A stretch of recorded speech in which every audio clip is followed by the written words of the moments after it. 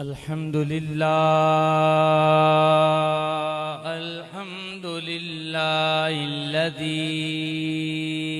अस्अद व अश्क़ा व अमात व अहया व अज़हक व अबक़ा व अफ़क़र व अग़ना वस्सलातु वस्सलामु अला मुहम्मदिनिल मुस्तफ़ा सय्यिदिल वरा शम्सिल हुदा व अला आलिहि व अस्हाबिल हुसूमैन बिल इल्मि वत्तुक़ा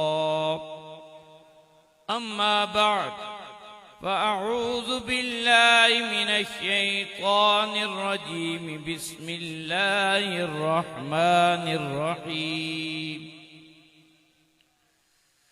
ला तजअलू दुआअर रसूल बैनकुम कदुआइ बअदिकुम बअदा आमन्तु बिल्लाहि सदक़ल्लाहु मौलानल अलीयुल अज़ीम इन्नल्लाह व मलाइकतहु युसल्लूना अलन नबी या अय्युहल्लज़ीना आमनू सल्लु अलैहि व सल्लिमू तस्लीमा अल्लाहुम्मा सल्लि अला सय्यिदिना व मौलाना मुहम्मद व अला आलि सय्यिदिना व मौलाना मुहम्मद व बारिक वसल्लिम।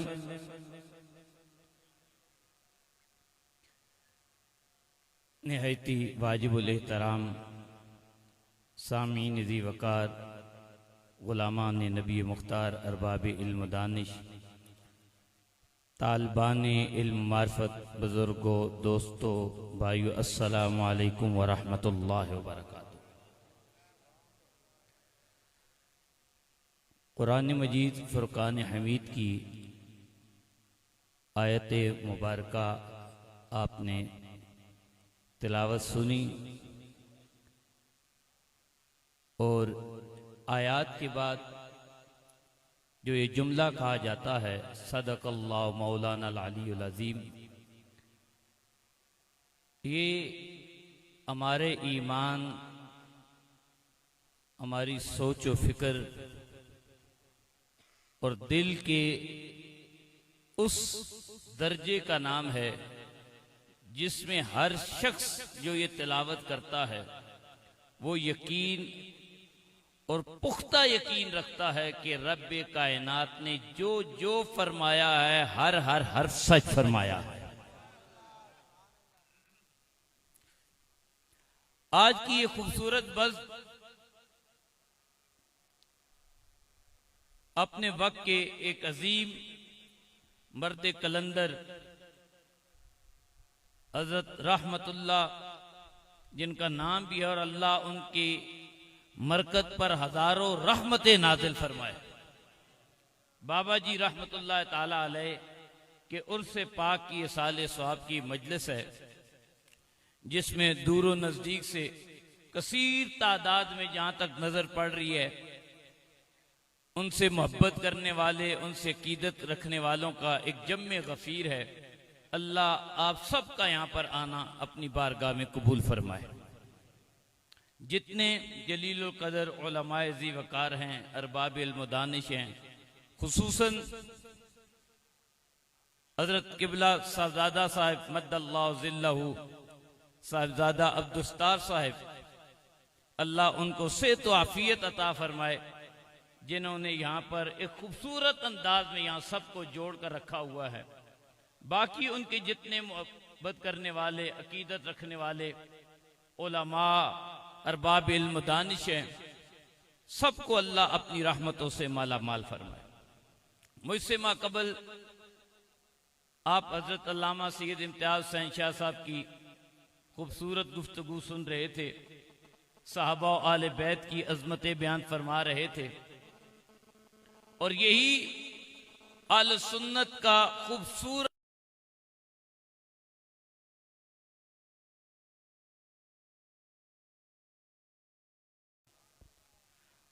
बल्कि ये आल और असहाब तो ऐसी शख्सियत हैं, अगर किसी का जहन और दिल साफ हो तो चाहे हिंदू भी हो वो भी उनकी अजमतों के तराने गाता है। एक हिंदू का मैंने शेर पढ़ा था, वो कहता था कोई सिद्दीक जैसा साहिब ईमान क्या होगा, कोई सिद्दीक जैसा साहिब ईमान क्या होगा, उमर फारूक जैसा आदले ज़ीशान क्या होगा। यानी अगर किसी का जहन और दिल साफ हो तो उसे सिद्दीक साहिब ईमान भी नजर आता है, उमर आदले ज़ीशान भी नजर आता है। लेकिन तबीयत साफ हो, कोई सिद्दीक जैसा आदले, कोई सिद्दीक जैसा साहिब ईमान क्या होगा, उमर फारूक जैसा आदले ज़ीशान क्या होगा, सखावत के जहां में सानिए उस्मान क्या होगा, अली शेरे खुदा जैसा साहिब मीदान क्या होगा। तो सारों की शान और अजमत उसे नजर आती है। और यही अहले सुन्नत का मशरब भी है, मसलक भी है और रूहानियत का एक मदर भी है। जो इनसे जुदा होता है वो कभी फलाह हो कामयाब नहीं होता, ना फलाह मिलती है ना कामयाबी तक पहुंचता है। और रसूलुल्लाह का ये तो बहुत अजमतों वाले हैं, साहबा और आले बैत तो बहुत अजमत वाले हैं। आका की निस्बत से जिसे मनसबे वलायत मिल जाए, उनका अगर दिल में कुदूरत और बुग़्ज़ ले लेता है, मन आद अली वलियन फकद आज़नतु बिल हर्ब, जो मेरे वली से अदावत रखता है, रब फरमाता है वो फिर सोच ले उसकी जंग उस वली से नहीं है, उसके मानने वालों से नहीं है, उस इलाके वालों से नहीं है, ये समझे उसने तबले जंग मेरे खिलाफ बजाया, वो मुझे चैलेंज करता फिर रहा है। तो वलियों का तो बहुत बड़ा दर्जा और मकाम है। तो अज़ीज़ान इकरामिल कद्र, जो आयत करीमा मैंने तिलावत की, क्योंकि वक्त भी मुख्तसर है, इसके ज़िमन में मैं चंद बातें अर्ज करके आपको अपना पैगाम सुनाना चाहता हूं कि रब ताला कुरान मजीद फुरकान हमीद में फरमाता है, ला तजअलू दुआ ar-रसूल बैनकुम का दुआ बअदिकुम बअदा। आम इसका जो तर्जमा किया जाता है कि तुम नबी के बुलाने को आपस में एक दूसरे के बुलाने जैसा न समझ लो, न बना लो, न ठहरा लो, क्योंकि नबी का मकाम और मर्तबा और है और लोगों का मकाम और मर्तबा और है। अंबिया का स्टेटस किस दर्जा का है, इस आयत करीमा के तहत मुफस्सिरीन ने बड़ी तफसीली गुफ्तगू की है। वालिद गिरामी से हम जब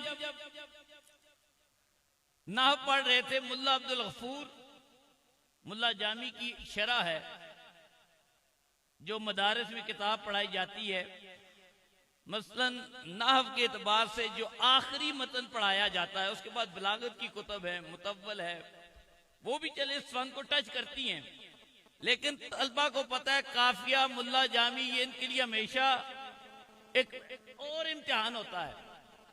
तो इसकी शरह मुल्ला अब्दुल गफूर में एक तफसील बयान हुई है कि यहां पर जो दुआ है ये बतौर मस्दर है, और जब इसकी इजाफत हो तो फिर ये मस्दर दो मानों में होता है, कभी मालूम बनता है, कभी मजहूल बनता है। यानी मस्दर मबनी लिल फाइल भी होता है, मबनी लिल मफूल भी होता है। अब यहां जो दुआ अर रसूल है, तो इसका माना क्या होगा?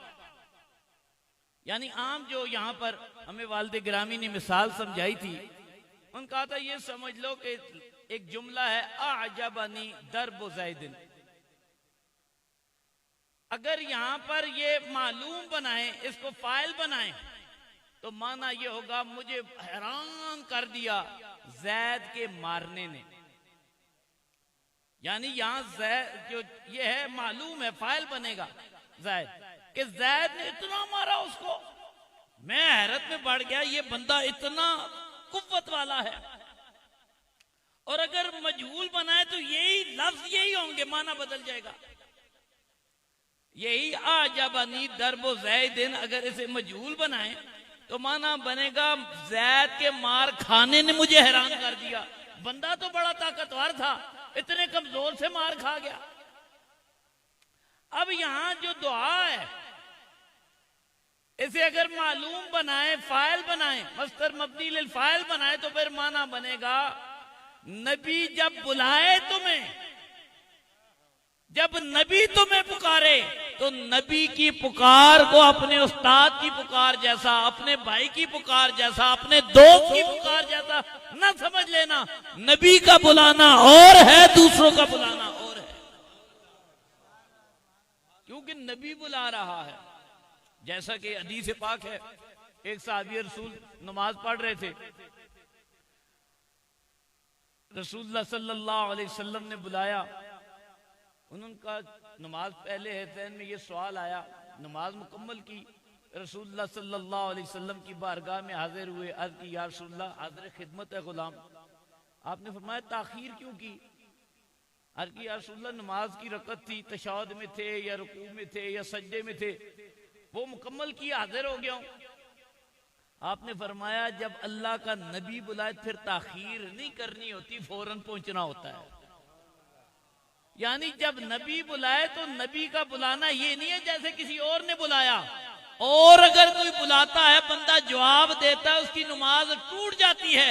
नबी बुलाए और घंटों का काम करके नई नमाज नहीं पड़ेगा, वहीं से बिना करनी होती है। क्योंकि नबी के बुलाने पर जो आता है, बात सुनता है, काम करता है, उसकी नमाज टूटती नहीं, वो हालत नमाज में ही रहता है। क्योंकि बुलाने वाला नबी है। तो यानी नबी का बुलाना औरों के बुलाने जैसा ना समझ लो, नबी का बुलाना और है, औरों का बुलाना और है।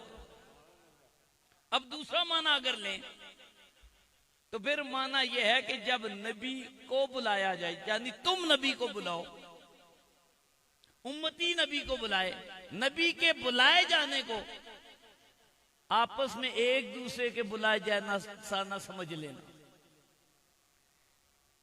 नबी को जब बुलाना है, इस पे एक तफसील है कि वहां बारगाह ऐसी है, बाकी किसी की बारगाह में ऊंची आवाज से बात करें, मेरे सामने करें, शाह साहब के सामने करें, अल्लामा मस्कीन साहब के सामने करें, सैयद मजहर शाह साहब के सामने करें, ठीक है, अखलाकी तौर पर उसे कहेंगे कि यार ये कैसे बात कर रहा है। लेकिन बारगाह मुस्तफा में अगर जानबूझकर आवाज बुलंद करता है तो ईमान से फारिग हो जाता है, क्योंकि वो बारगाह बड़ी नाजुक है। बल्कि वो तो, और फिर इसके तहत ही सैयदी आला हजरत इमाम अहमद रजा खान फाजले बरेलवी रहमतुल्लाह ताला अलैह फरमाते हैं कि नबी को जब बुलाएं तो एक और मसला भी सुने। नबी को मुअज्जम अलकाबात से बुलाना है, नाम लेकर भी नहीं पुकारना। या रसूलुल्लाह कहना है, या नबी अल्लाह कहना है, या मोहम्मद कहकर नहीं पुकारना। ये इसीलिए बाद आला हज़रत का जो मिलान है ना, हम बाद दवा निदा के लिए या मोहम्मद लिख देते हैं, कहते हैं ये ना लिखें, या रसूलुल्लाह लिखें। बल्कि उनकी एहतियात के चले, एक मजलिस भी है ये रूहानी, रसूलुल्लाह सल्लल्लाहु अलैहि वसल्लम का एक वजीफा भी सुन ले, क्योंकि यही मसला आ गया। तिरमिज़ी शरीफ में, इब्न माजा में, दीगर कुतुब में एक हदीस पाक है कि रसूलुल्लाह की बारगाह में एक सहाबी हाजिर हुए, अर्ज़ की या रसूलुल्लाह मेरी आंखें नहीं हैं, आप मेरे लिए दुआ फरमा दें, अल्लाह मुझे बेनाई अता फरमा दे, आंखों में रोशनी आ जाए। अच्छा, ये वजीफा आप भी याद कर लें। यानी आप आते हैं ना साहबजादा किबला साहबजादा साहब के पास कि मुर्शिद ये परेशानी है, कोई वजीफा बता दें, हमारे लिए दुआ कर दे, ये आपको वजीफा दे देते हैं। बाबा जी के पास आते थे, उनसे दुआएं लेते थे, वज़ाइफ अपने बुजुर्गों से पूछते हैं, असातिज़ा से पूछते हैं, अपने मुर्शिद से पूछते हैं। एक इनके बताए हुए वज़ाइफ हैं, ये वजीफा बताया हुआ है मोहम्मद मुस्तफा का। साहबी ने अर्ज़ की, या रसूलल्लाह मैं आंखें चाहता हूं। आपने फरमाया यहां दुआ कर दूं या आखिरत की ये छोड़ दूं? आंखें ही लेना चाहता है, ये दुनिया में जैसे तैसे वक्त गुजरता है गुजार, ये जो अजर है ये तुझे आखिरत में इसका मिल जाए। अच्छा, साहबी को पता थी ये करीब जात है, मैंने आगे भी ले लेना है, यहां भी नहीं छोड़ना। अब तंगी दामा पे न जा, और भी कुछ मांग है आज ये माहिल बाता, और भी कुछ मांग। यहां कौन सी कमी है? हज़रत रबिया हाजिर हुए ना, आपने खिदमत की, वुजू कराया, रसूलुल्लाह ने फरमाया सल रबिया, मांग क्या मांगता है? अच्छा, साहबी ने क्या मांगा? हमारे जैसा होता ना, कहता अच्छा वो रसूलुल्लाह के रेवड़ में 4 ऊंट खड़े हैं, 4 में से 2 तो ले लूं।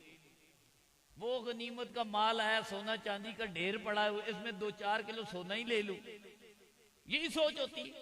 लेकिन साहबियों का ईमान भी क्या था और रसूलुल्लाह का उनकी नजरों में मकाम भी क्या था। ये नहीं कहा या रसूलुल्लाह मुझे वो 4 ऊंट दे दें, यानी नबी की यही इख्तियारात में चीज है। अर्ज़ की या रसूलुल्लाह अस्अलु का मराफक़तक फिल जन्ना, रसूलुल्लाह मैं जन्नती सिर्फ नहीं मांग रहा, बल्कि जन्नत का वो दर्जा मांगता हूं जहां मुझे आपकी खिदमत का मौका मिलता रहे। अस्अलु का मराफक़तक फिल जन्ना, या रसूलुल्लाह आपकी महय्यत जन्नत में मांगता हूं। अच्छा, रसूलुल्लाह ने इनका ये क्या शिर्क कर रहे हो? मुझसे मांगना है कोई दुनिया की चीज मांगो, तुम जन्नत मांग रहे हो। लेकिन साहबा का ये साहबी का ईमान है और आपने ईमान का रसूलुल्लाह के सामने इजहार किया। रसूलुल्लाह ने क्या फरमाया? अच्छा ये तो बात होगी ना, अब गैर ज़ालिका, और भी कुछ आता है मांग ले, आज वो भी अता हो जाएगा। इसीलिए ताजदार गोलड़ा ने कहा था ना, अब तंगी दामा पे न जा, और भी कुछ मांग है आज ये माइल बाता, और भी कुछ मांग। तो उन साहबी ने अर्ज की या रसूलुल्लाह आंखें चाहता हूं। अच्छा, रसूलुल्लाह दुआ फरमा देते ना तो ये फैज हमें ना मिलता। आप दुआ फरमाते, आपकी जुबान से बात निकलती तो दुआ कबूल हो जाती। जैसा कि इस आयत का 31वां माना यहाँ मस्तर बतौर दुआ ही है, यानी दुआ बतौर मस्तर बयान हुआ है कि जब नबी दुआ करे तो नबी की दुआ को अपनी दुआओं जैसा न समझ लेना। तुम्हारी दुआएं और है, नबी की दुआ रब ताला की बारगाह में कबूलियत का दर्जा और रखती है। यहाँ तो दिल में ख्याल आ जाए, अल्लाह दिल का इरादा देखकर रसूलुल्लाह की ख्वाहिश मनसब जो चाहते हैं अल्लाह पूरा फरमा देता है। किबला बदलने का इरादा दिल में पैदा हो कि किबला मेरा बैतुल मक़दस के बजाय काबतुल्लाह बन जाए, रब ताला वहीं पर हुक्म दे देता है, महबूब जिस तरफ चाहता है तू अपना रुख फेर ले। यानी नबी की दुआ को अपने जैसा ना समझ लेना। तो साहबी ने अर्ज़ किया, रसूलुल्लाह दुआ मांगे मेरी अल्लाह बिनाई दे दे। रसूलुल्लाह ने फरमाया अच्छा जाओ, जाकर वुजू करो, वुजू करके वापस आओ, 2 रकत नफल पढ़ो और जो दुआ मैं सिखाऊं वो दुआ मांगो। अल्फाज जो मैं बता रहा हूं ये रसूलुल्लाह के सिखाए हुए अल्फाज है और सही हदीस है, साए सित्ता की एक नहीं कई किताबों में मौजूद है। रसूलुल्लाह ने फरमाया दुआ क्या मांगनी है? रब की बारगाह में सवाल कर, अल्लाहुम्मा इन्नी अस्अलुका व तवज्जहु इलैका बिमुहम्मदिन नबिय्यिर रहमा, या मुहम्मदो कद तवज्जहतु बिका इला रब्बी फी हाजती हाज़ी लितुक़दा अल्लाहुम्मा फ़शफ़िहु फ़िहा। दुआ क्या कहनी? अल्लाहुम्मा इन्नी अस्अलुका, अल्लाह मैं तुझसे सवाल करता हूँ, तेरी बारगाह में अपनी अर्जी पेश करता हूँ, व तवज्जहु इलैका, और तेरी तवज्जो चाहता हूँ। और चाहता कैसे हूँ? बे मुहम्मदिन नबिय्यिर रहमा, अपने प्यारे महबूब मोहम्मद के वसीले से अर्ज करता हूँ। अच्छा, जो असल में मसला बयान करना चाहता था, बात आगे चली गई। अल्लाह हज़रत कहते हैं यहाँ रसूलुल्लाह के अल्फाज तो सिखाए हुए थे या मोहम्मद। अब उलमा मना करते हैं या मोहम्मद कहकर नहीं पुकारना, ये दुआ है और रसूलुल्लाह की खुद सिखाई हुई है। बाद लोग इसी तरह दुआ पढ़ते हैं, लेकिन आपका ऐलान क्या है? आप कहते हैं यहाँ जब तुम दुआ पढ़ो तो या मोहम्मद ना कहो बल्कि या रसूलुल्लाह कहते रहो। जब आप ये दुआ मांगे तो सैयदी आला हजरत जो हमारे दादा मुर्शिद हैं, उनका तरीका यह है या रसूलुल्लाह कहो, या नबी अल्लाह कहो, और या मुस्तफा कहो, या मुज्तबा कहो, या मोहम्मद कहने से इज्तनाब करो। या मोहम्मद, लेकिन रसूलुल्लाह की हदीस है वो मैं आपको सुना रहा हूं। या मोहम्मद कद तवज्जहतु बिका इला रब्बी फी हाजती हाजी, मैं आपकी तवज्जो से अपने रब की बारगाह में अपनी ये ख्वाहिश पेश करता हूं। उधर आपने दुआ मांगी, जैसे ही दुआ के अल्फाज पूरे हुए अल्लाह ने आंखें अता फरमाई, अल्लाह ने बिनाई दे दी। अब रसूलुल्लाह की दुआ क्या है? इस दिन बड़ी प्यारी बात कही थी, तेरे मुंह से जो निकली वो बात होके रही, मुती तेरी कुल कायनात होके रही। शब को कहा दिन है तो दिन निकल आया, दिन को कहा शब है तो रात होके रही। रसूलुल्लाह की तो वो जुबान अक़दस है। बल्कि हज़रत साद बिन अबी वक़ास रज़ी अल्लाह ताला अन्हु जलील कदर साहबी हैं और रसूलुल्लाह के रिश्ते से मामू भी लगते थे। रसूलुल्लाह को इनसे बड़ी मोहब्बत भी थी। बल्कि ये वो साहबी हैं जिनके बारे में रसूलुल्लाह ने फरमाया था फिदा का अबी व उम्मी। सारी दुनिया ये कहती है या रसूलुल्लाह आप पर मेरे माँ बाप कुर्बान, मेरा खानदान कुर्बान। लेकिन इन साहबी का ये, क्योंकि रिश्ते मामू भी थे और रसूलुल्लाह पर एक इस अंदाज से अपनी जान तन मन धन निछावर किया। ग़ज़वा उहद में ना जब बड़ा मुश्किल वक्त हो गया, आले इस्लाम बिखर गए, कोई उधर लड़ रहा है कोई उधर लड़ रहा है, सफ़े टूट गई, तो हज़रत साद से रसूलुल्लाह ने फरमाया इरमे साद फिदा का अबी उम्मी, ऐ साद तीर चलाओ तुम पर मेरे माँ बाप कुर्बान। यहाँ उलमा एक बड़ी मोहब्बत की बात कहते हैं हज़रत साद तीर चलाने में इतने माहिर पहले नहीं थे। हज़रत साद तलवार के बड़े धनी थे। आज भी आपको पता है आर्मी है ना, पाकिस्तान फौज, एयरफोर्स है, एयरफोर्स वाले जहाज चलाने के माहिर हैं। नेवी में चले जाओ वो पानी के जहाज चलाने के माहिर हैं। बड़ी फौज में जाए वो टैंक चलाने के माहिर हैं। अब बड़ी फौज वाला जो बड़ी फौज में बतौर सिपाही लड़ रहा है, उसे कहो F-16 चलाए, खड़ा हो जाएगा, कहेगा कमांडर कैसे ऑर्डर कर रहे हो, सिखाते रहे, ट्रेनिंग मुझे दी टैंक चलाने की, बिठा रहे हो F-16 पर, ना ये उड़ना है तो इसमें उतरना नहीं है। ठीक है ना, ऐसे ही कहेगा, अपनी अपनी फील्ड है। हज़रत साद से रसूलुल्लाह ने कहा ऐसा तीर चलाओ। आपने ये नहीं कहा यार रसूलुल्लाह ये ट्रेनिंग तो दी नहीं है, मैं कहां से तीर चलाऊं। आपने तीर कमान उठा लिया, तीर कमान उठाया ना, उधर आपने तीर कमान उठाया, मुखादरात में अलामा रागिब लिखते, उधर रसूलुल्लाह ने हाथ उठाए और की अल्लाहुम्मा सद्दिद रमयहू वाजिब दावतहू, ऐ अल्लाह मेरा साथ जब तीर चलाए तो हर तीर भी निशाने पर लगे, और जब जिंदगी में दुआ मांगे तो दुआ भी निशाने पर लगे, ना इसके तीर का निशाना खता जाए ना इसकी दुआ खता जाए, दोनों अपनी अपनी जगह पर जानी चाहिए। कहते फिर साद का तीर ऐसा चलता था कि जहां जहां मारते थे वहीं वहीं जाकर लगता था, क्योंकि ये फिर सिर्फ साद की महारत नहीं थी, इसके पीछे दुआए मुस्तफा भी थी। अल्लाह मसद्दिद रमयहू। अच्छा, इनके हवाले से आता है, ये तो निशाना था ना तीर का। उलमा ने लिखा हज़रत साद जब बूढ़े हो गए ना, एकदम बीमार हो गए, बीमार हुए तो समझा मेरा आखिरी वक्त आ गया। बाद में इंसान की ऐसी कैफियत होती है, वो समझता है शायद मेरी घड़ियां इख्तिताम पजीर है।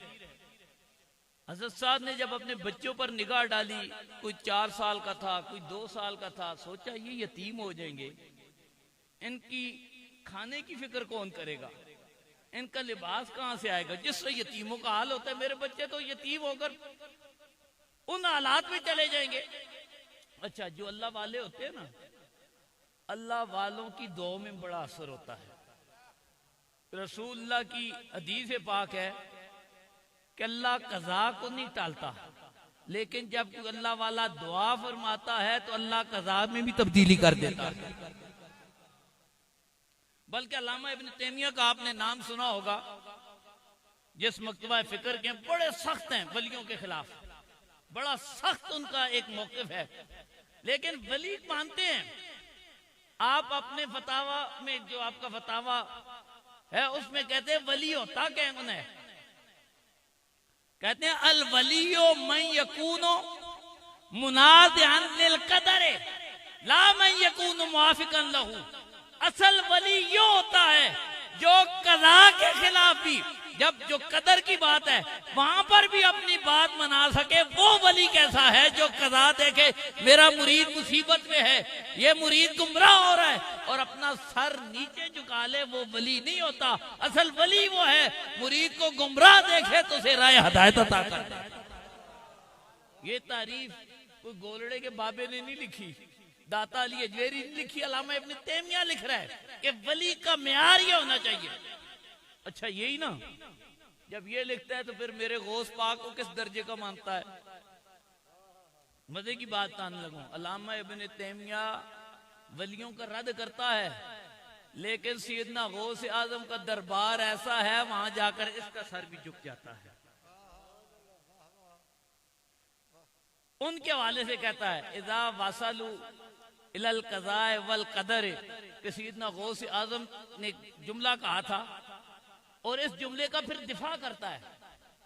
आपने कहा था जब आम लोग तकदीर को देखते हैं, कज़ा कदर को देखते हैं, हम सकू रुक जाते हैं, ओहो इसकी तकदीर में ये लिखा हुआ है। लेकिन फाइनी कहते बाकी सब रुक जाते हैं, इल्ला अना, सारों का मामला ये है कि आम वली जब देखते हैं उसकी तकदीर में ऐसा है। ये कौन लिख रहा है? इब्न तैमिया। ये ताजदार गोलड़ा या बरेलवी का ताजदार नहीं लिख रहा, अल्लामा इब्न तैमिया लिख रहा है और अपने फतवा में लिख रहा है। फतवा हालांकि होता ही तहकीक है, कोई अपनी कहानियां नहीं लिखी होती। कहा कि सैयदना गौस आज़म ने फरमाया था कि जब आम लोग कज़ा व कदर देखते हैं तो जो तकदीर में लिखा हो तकदीर के सामने सरे तस्लीम खम कर लेते हैं, इल्ला अना, लेकिन रब ने मुझे कुछ और मंजिल अता कर रखी है। फइन्नी, मैं क्या करता हूं, इन फतहत ली फी रोज़नतुन, जब तकदीर में मेरे लिए खिड़की खुलती है, मेरी नजर पड़ती है, नाजा तो अकदार अल हक के बिल हक के लिल हक, जब मैं देखता हूं तो फिर मैं क्या करता हूं। अच्छा यहां पर ना नाजा उलमा जानते हैं बड़ा सख्त लफ्ज है माना के एतबार से आम, क्योंकि ये सामने रब की जात है, लिहाजा यहां पर नाजा का माना मोहब्बत वाला करेंगे कि मैं फिर मचल जाता हूं, रब को मनाकर ही छोड़ता हूं। वैसे तो मुनाजा जो है ना आम, अगर आपका और मेरा हो तो लोग इस माना में लेते हैं हमारा आपस में झगड़ा चल रहा है, बहस और तकरार चल रही है, लेकिन रब की बारगाह में कोई झगड़ता नहीं है। वहां फिर मुनाजा का माना यह होगा कि मैं इतनी दुआएं करता हूं, इतना मांगता हूं, बार बार मांगता हूं कि रब ताला मेरी दुआ को फिर कबूल कर देता है। कहते नाजा तो मैं फिर मांग कर ही रहता हूं, क्या कि रब ताला जो हक है, जो तकदीर में लिखा होता है, बिल हक के लिल हक, हक के साथ हक के लिए, यानी अगर लिखा है कि ये शकी है, मैं मांग मांग कर उस शकी को सालिक कर देता हूं। अगर लिखा है ये बीमार रहेगा, मैं रब से मांग मांग कर उस बीमार की शफा ले आता हूं, देता रब ही है। अगर मैं देखता हूं इसकी परेशानियां लिखी हैं, मैं मांग मांग कर परेशानियां खत्म करवा देता हूं, उसके लिए सहूलियत कर देता हूं। और लिखा अगर कुफर है तो फिर मैं इतना मांगता हूं, रब कुफर को मिटाकर उसे ईमान अता फरमा देता। ये है सैयदना गौस आजम का दर्जा कि वलियों का एक अपना दर्जा है। मानने वाले इन्हें तस्लीम करते हैं। तो मैं ये बात कर रहा था कि आप बीमार हुए मांग रहे हैं, मांगा क्या? और वलियों के मांगने का एक और चले बात मेरे ज़हन में आ गई। एक और वली थे ना, अमूमन ये भी बात याद रखें, वली अपने लिए नहीं मांगते, दूसरों के लिए मांगते हैं, अपनी बारी खामोशी इख्तियार कर लेते हैं। अल्लामा शर्बीनी रहमतुल्लाह ताला अलैह के हवाले से आता है कि उनका बच्चा बीमार हुआ ना तो उसकी सेहत नहीं मांग रहे। सारे कहते बच्चे के लिए दुआ करे, तो मांग नहीं रहे, वो बीमार है। और इनका ना मांगना ये मतलब नहीं होता कि इन्हें रब ताला अता नहीं करता, ये रब की रजा पर राजी रहते हैं, वरना इनका सबर होता है। अल्लामा अबुल हसन के हवाले से मौलाना रूम लिखते, ये भी वक्त के बड़े वली थे, ऐसे वली थे कि अल्लाह ने इन्हें बड़ा मनसब दिया हुआ था। एक बंदा मिलने आया, घर में आया, जाकर घर वालों से कहा अबुल हसन से मिलना है। घर वाले जो थी वो बड़ी नाराज थी। और ये भी एक बात अर्ज करता चलो आपके, क्योंकि रात का काफी वक्त हो गया है, सारे थके हुए भी हैं, बड़े बड़े वली मान लेते हैं, घर वालियां नहीं मानती। अबुल हसन की घरवाली भी ऐसी थी। ये गए, जाकर उस बंदे ने कहा मैं इतने हजारों मील सफर करके आऊं, अबुल हसन से मिलना है। अबुल हसन करते क्या थे? सारा दिन अल्लाह अल्लाह करते। घरवाली चाहती थी माल कमाए, मुझे जेवर पहनाए, आला मेरा घर हो, आला फर्नीचर हो। ये अल्लाह वाला कहता रोटी काफी है। अब ऐसी तो वलायत घर में नहीं चलती। वली भी घरवाली उसी को मानती है जो कहते हैं पहले मेरा वली होने का हक अदा करे। अगर घर का वली है तो वली जो है जरूरियात पूरी करे। ये जंगलों में रहते, उसने सख्त कहा वापस भेजिए। मायूस हुआ, मैं वो पिंडी से चला था, चलते चलते नक्का शरीफ में पहुंचा, यहाँ पर वो जिनके बारे में सुनकर आया था वो तो घर वाले नहीं मानते, मेरी क्या हाजत पूरी होगी? बड़ा परेशान बाहर निकला ना। किसी ने पूछा क्यों परेशान है? कहा अबुल हसन से मिलने आया, इतना सबर किया है, मैं तो बड़ा मायूस हूँ, लोगों ने बड़ी तारीफें की थी, वो बाबा जी ऐसे हैं ऐसे हैं ऐसे, वहां तो घर वाली नहीं मानती, और क्या मुझे कोई फैज मिलेगा? उसने कहा छोड़ो, इधर उधर ना देखो, इस पहाड़ी को छोड़ो, एक सामने वाली पहाड़ी है वहां चले जो, अबुल हसन वहां हो। कहते वहां जब गया ना, देखता हूं सामने एक बंदा आ रहा है, किसी घोड़े पर सवार नहीं, खच्चर या गधे पर सवार नहीं, शेर पर सवार है। और उलिया जो लोगों ने बताया था इस उलिये में, इस लिबास में अबुल हसन होगा, वही है। जब करीब हुआ देखा ये शेर पर है। मैंने कहा बाबा जी ये क्या माजरा है? घर वाली तो आपको मानती नहीं, यहाँ आप शेरों की सवारी करते फिर रहे हैं। आपने कहा सुन, घर न सब्रम मी कशीदे बारे जन, अगर मैं अपनी घर वाली की तल्ख बातों पर सब्र न करता। अच्छा आपके लिए भी ये सबक है, घर वाली अगर तल्ख बात कर दे सब्र कर ले, जज्बात में ना आए। गुस्सा कमजोर है, कमजोर पर क्या गुस्सा करना, और कमजोरों पर शफकत करना ये अंबिया की शान है। जितना कमजोर है उतनी शफकत करें। अब औरत के साथ लड़के आप क्या करेंगे? हजरत मूसा अलैहिस्सलाम के हवाले से आता है, रब ताला ने एक मौका पर पूछा, ए मूसा अतदरी लेमा रज़क़तुका नबुव्वा, क्या आपके इल्म में है कि मैंने आपको नबूवत जैसा अजीम मनसब क्यों दिया? हजरत मूसा को नबूवत मिली, रब ने पूछा, अलामती भी लिखते हैं, मिशकात की जो सबसे मारूफ शरह है, इससे पहले अल्लामा कुर्तबी ने भी लिखा कि रब ताला ने एक मुख्तसर पर जब मैंने तुम्हें कलीमुल्लाह क्यों बनाया, लेमा रज़क़तुका नबुव्वा, मैंने तुम्हें नबूवत क्यों दी है, तेरे इल्म में है प्यारे मूसा? अरे कि अल्लाह तू बेहतर जानता है, मेरी कौन सी अदा पसंद आ गई? फरमाया मूसा बात ये थी, एक दिन तुम बकरियां चरा रहे थे, तुम्हारी एक बकरी भाग गई थी, तुम बकरी के पीछे भागते रहे, वो कभी एक पहाड़ पर चढ़ जाती, कभी दूसरे पर चढ़ जाती, भागते सारा दिन तुम्हें भागते हुए गुजर गया, रात को बकरी को पकड़ा, लेकिन मूसा तूने पकड़कर लम तदरे भाव से मारा नहीं, सारे दिन तुम्हें थका दिया, भगाती रही। बकरी है ना, कमजोर है। अब इंसान जब थका हो तो गुस्सा और ज्यादा आता है। मतलब सारा दिन घर में बाहर मजदूरी करके आया हो ना, दरवाजे से अंदर हो, बीवी सख्त बात कर दे, कहते हो सारा दिन थका हूं, तुम मुझसे लड़ पड़ती हो, डंडा उठा लेगा। थका और गुस्से में होता है, भूखा और गुस्से में होता है। इसीलिए कहते हैं जो बंदा भूखा हो ज्यादा गुस्से में होता है। तो ऐ मूसा तुमने उसे मारा नहीं, बल्कि कहा क्या, अताबते नहीं वो अताबते नफ्स के, ऐ प्यारी बकरी तूने किया क्या, सारा दिन मुझे भी थका दिया और खुद भी थक गई है। उसे प्यार किया, उसे सीने से लगाया, उससे शफकत का। मूसा जब मैंने ये शफकत देखी तो मैंने कहा अब मूसा को मकाम नबुव्वत मिलना चाहिए। तुम्हें नबुव्वत का मर्तबा उस बेजुबान पर शफकत की वजह से दिया। तो हजरत अबुल हसन से उसने पूछा ये क्या माजरा है। कहा गर न सब्र मी कशीदे बारदन कै कशीदे शेर नर बेगारे। अगर मैं बीवी की सख्त बातों पर सब्र न करता तो फिर आज अल्लाह मेरे काम के लिए शेर की क्यों ड्यूटी लगाता। मैं वहां सब्र करता हूँ और सब्र का अल्लाह मुझे ये अजर अता फरमाता है।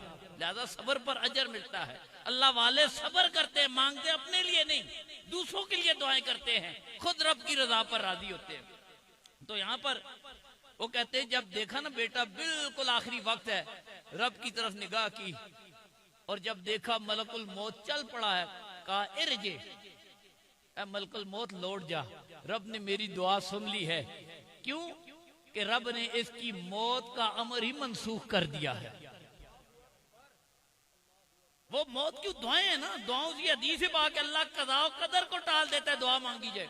तो मैं कह रहा था हज़रत साद ने जब बेटे देखे तो बिल्कुल छोटे छोटे हैं और आखिरी वक्त है, आपने दुआ की अल्लाहुम्मा अखिर अन्निल मौत, अल्लाह मुझसे मौत को मौखिर फरमा दे। क्यों कि अभी मेरे बच्चे छोटे छोटे हैं, जब तक ये जवान नहीं होते मेरी मौत को मौखिर फरमा दे। रावी लिखते हैं अल्लाह ने 20 साल उनकी मौत को मौखिर फरमा दिया। और पीछे क्या था, अल्लाहुम्मा सद्दिद रम्यहु वाजिब दावतहु, अल्लाह मेरा साथ जब मांगे ना, जब मेरा साथ मांगे फिर इसकी दुआ को कबूल करना। ये जिंदगी की दुआ मांगे जिंदगी को कबूल करना, मौत की ताखीर की दुआ मांगे ताखीर की कबूल करना, कहीं किसी मौका पर मांगे इसने मुझे ऐसा राजी कर दिया है, जो भी साथ मांगे अल्लाह उसकी दुआ को कबूल कर। तो बाद की दुआएं ऐसी होती हैं, वो जब मांगते हैं अल्लाह उन्हें अता करता है, जब वो अर्ज करते हैं अल्लाह उन्हें देता है। तो मैं ये अर्ज करता था रसूलुल्लाह सल्लल्लाहु अलैहि वसल्लम के बारे में रब ताला ने फरमाया ला तजअलू दुआ अर्रसूल बैनकुम का दुआ इबादिकुम बादा, नबी की दुआ को, नबी के बुलाने को, नबी के बुलाए जाने को तुम आपस में एक दूसरे के बुलाया जाना न समझ लेना। नबी का मकाम और है, वली का मकाम और है, सहाबी का मर्तबा शान और है, हम जैसे आम लोगों की बात और है। तो अल्लाह रब्बुल इज्जत आप सबका इस दरबार में आना, यहाँ की फ्यूज और बरकत से आपको माला माल फरमाए। और जो आलुल्लाह होते हैं, अगर वक्त मेरे ख्याल में पूरा हो चुका है, मैं अब मजीद बात नहीं करता, अल्लाह उनकी जो फ्यूज और बरकत है उनसे हम सबको माला माल फरमाए। इन तकरीबात को इख्तिताम की तरफ अल्लाह ताला अपनी रहमतों के साए में लेकर जाए। व आखिर दावा या अल्हम्दुलिल्लाहि रब्बिल आलमीन।